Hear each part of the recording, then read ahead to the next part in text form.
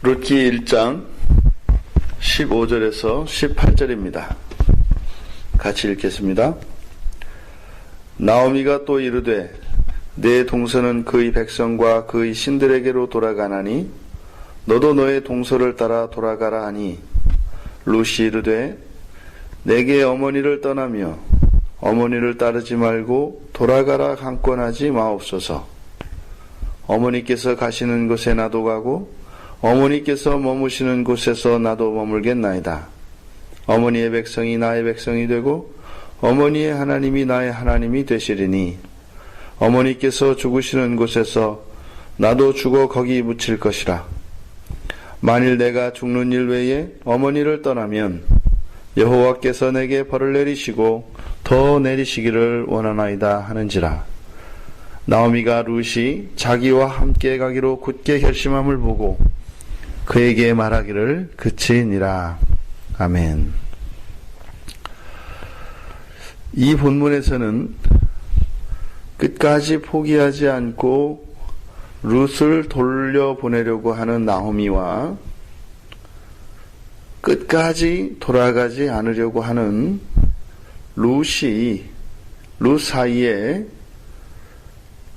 한치도 물러서지 않으려고 하는 굉장한 긴장감과 함께 두 여인의 대립이 일어납니다. 그런데 오늘 본문을 보면 평행법이 사용되고 있는 것을 우리가 발견할 수 있습니다. 15절에 그의 백성과 신들에게로 돌아가니 너도 너의 동서를 따라 돌아가라. 이어서 16절에 룻이 이르되 어머니를 따르지 말고 돌아가라. 강권하지 마옵소서. 맨 앞에 그의 백성, 그의 신들, 그리고 돌아가다라고 하는 단어가 3번 반복해서 사용되어지고 있는 것을 알 수 있습니다. 그리고 16절 하반절 강권하지 마옵소서에서부터 보면 나오미가 돌아가라라고 하는 이 단어를 3번 사용함에 대해서 16절 이하의 룻의 대답이 나오는데 돌아가라는 말에 대하여 강권하지 마옵소서. 그리고 어머니가 가는 곳에 나도 갑니다. 그리고 어머니가 머무는 곳에 나도 머물겠습니다. 라고 하는 똑같이 3번의 돌아가라 라고 하는 이 단어에 대응하는 단어로 동일하게 3번 강권하지 마소서, 나도 가겠습니다. 나도 머물겠습니다. 라고 하는 단어가 사용되고, 그리고 어머니의 백성이 어머니의 백성, 그리고 어머니의 하나님, 이렇게 평행법이 나타나는 것을 보게 됩니다. 이것을 통해서 지금 나오미와 룻 사이에 이 일어나고 있는 이 대립은 어느 한쪽도 물러서려고 하는 의사가 조금도 없음을 밝히고 있습니다. 그런데 여기서 우리가 눈여겨보아야 할 것은 지금 이 평행법에 나타나는 맨 처음과 맨 끝, 즉 그의 백성과 그의 신들, 어머니의 백성과 어머니의 하나님. 그동안은 며느리들과 나오미 사이의 의견의 대립의 차이는 바로 민족과 가정의 우선순위, 또 가정과 개인의 도리의 우선순위의 차이로 나타났었습니다. 그런데 이 마지막 장면에서 바로 하나님이 거론되고 있는 것을 봅니다. 실제로 이 평행법이 사용되어져서 부각시켜지는 것은 바로 백성과 함께 나타나는 신입니다. 15절에서 그의 신들이라고 번역되어진 이 단어는 엘로힘의 번역입니다. 즉 16절 하반절에 나오는 어머니의 하나님의 하나님과 같은 단어다 이 말입니다. 그래서 그의 하나님에게로 돌아갈 것인가, 어머니의 하나님에게로 돌아갈 것인가 하는 바로 신앙의 문제로 이 그동안의 나오미와 며느리들 사이에 의견의 대립이 있었다는 것을 지금 저자는 여기에서 평행법을 사용함으로써 그것을 나타내고자 하는 것입니다. 표면적으로는 우리의 일상 속에서 일어나는 일들이 그것이 신앙과 무슨 관계가 있겠는가 그렇게 보여집니다. 하지만 우리의 일상에서 일어나는 모든 일들의 중심 속에는 항상 우리의 신앙의 문제가 그 근원에 있다는 것을 우리는 발견하게 됩니다. 이렇게 팽팽한 대립 속에서 17절에서 나오미가 일사각오의 뜻을 밝힙니다. 어머니께서 죽으시는 곳에서 나도 죽어 거기 묻힐 것입니다. 내가 죽기 전에는 어머니를 떠나지 않을 것입니다. 만약에 그렇게 한다면 여호와께서 내게 벌을 내리시고 더 내리시기를 원합니다.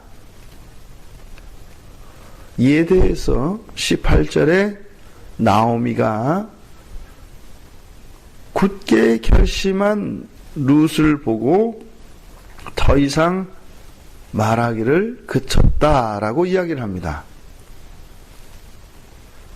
앞에서부터 계속되어졌던 나오미의 돌아가라라고 하는 이 회유와 설득,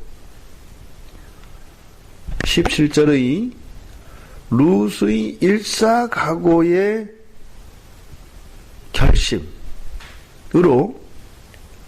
이제 나오미의 회유가 끝나는 것을 보게 됩니다.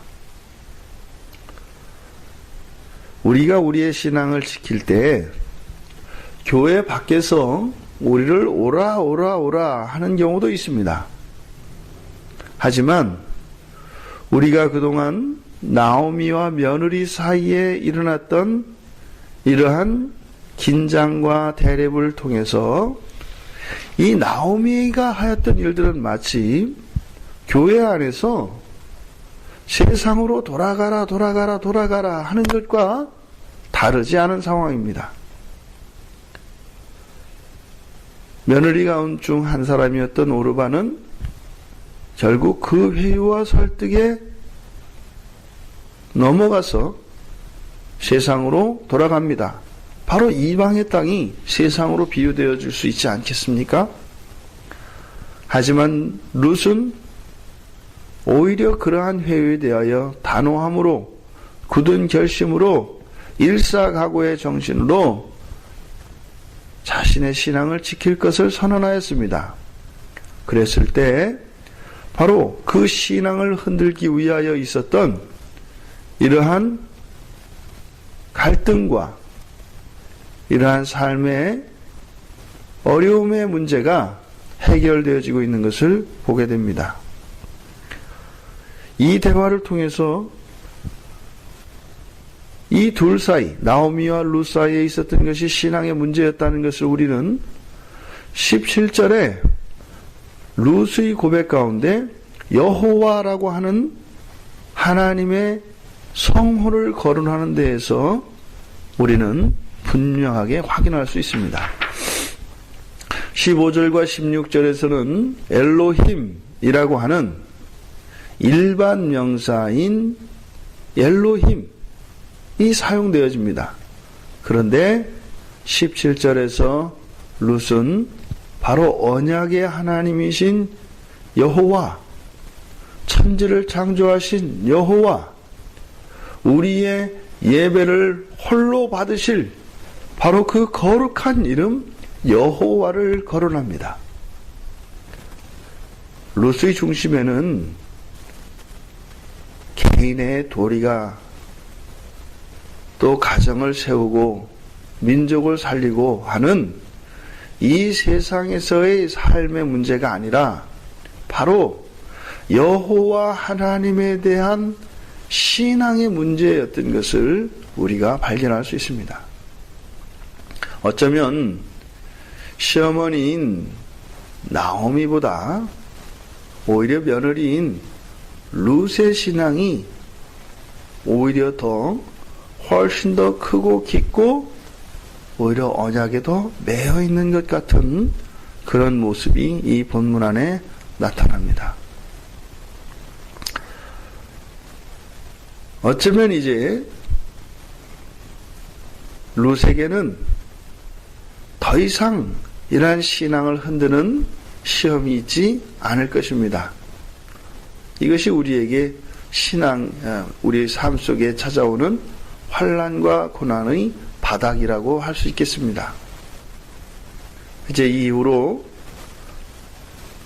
이들을 통해서 회복되어지는 하나님이 구원하시는 놀라운 은혜의 일들이 계속될 것 같습니다. 우리의 삶이 룻과 같은 일사각오의 정신으로 살아가는, 그래서 신앙을 중심으로 살아갈 때 우리의 굳은 신앙을 통하여서 우리의 삶의 환경이 변화되어지는 복된 여러분들이 되시기를 주님의 이름으로 축원드립니다.